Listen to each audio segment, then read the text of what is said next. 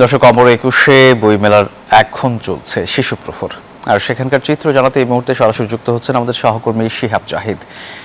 জাহিদ, বইমেলায় শিশু প্রহরের আজকের কি চিত্র দেখছেন জানাবেন আমাদের।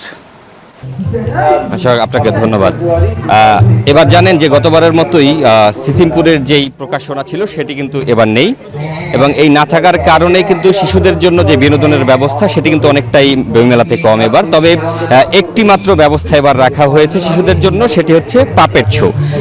আজকে সকাল 11টায় শুরু হওয়ার কথা ছিল এই পাপেট শো, কিন্তু সেটি কিন্তু 11:30টার পরে শুরু হয়েছে, এবং আমরা দেখতে পাচ্ছেন যে আমার হাতের ঠিক বাম পাশে আমরা যেই জায়গাটি রয়েছে সেই জায়গাটিতেই কিন্তু সেই পাপেট শোটি চলছে, এবং শিশুরা সেখানে কিন্তু ভিড় করেছেন, যেহেতু পুরো মেলা জুড়েই মানুষের অনেকটা কমতি রয়েছে আপাতত, যেহেতু রমজান মাস চলছে সেই জায়গাটি থেকে।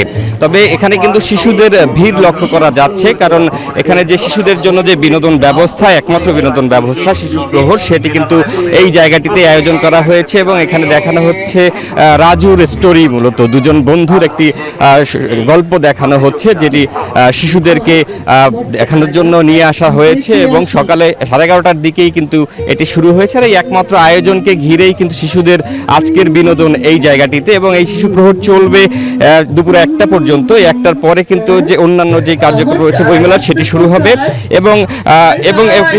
এবং আজকের সবশেষ যে বিষয়টি রয়েছে সেটা হচ্ছে শিশুদের পাশাপাশি যারা বড়রা রয়েছেন তারাও কিন্তু বই কিনতে আসছেন, এবং যেহেতু রমজান মাসের সকালে ভিড় কম ছিল, তবে বেলা বাড়ার সাথে সাথে এই ভিড়টি আরও বাড়বে বলে মনে করছেন সবাই। এই ছিল বইমেলা থেকে আপাতত সব শেষ। জাহিদ, আপনাকে ধন্যবাদ। বিকাশ পেমেন্টে 10,000 টাকার বেশি অফার, শপিং চলছে তো।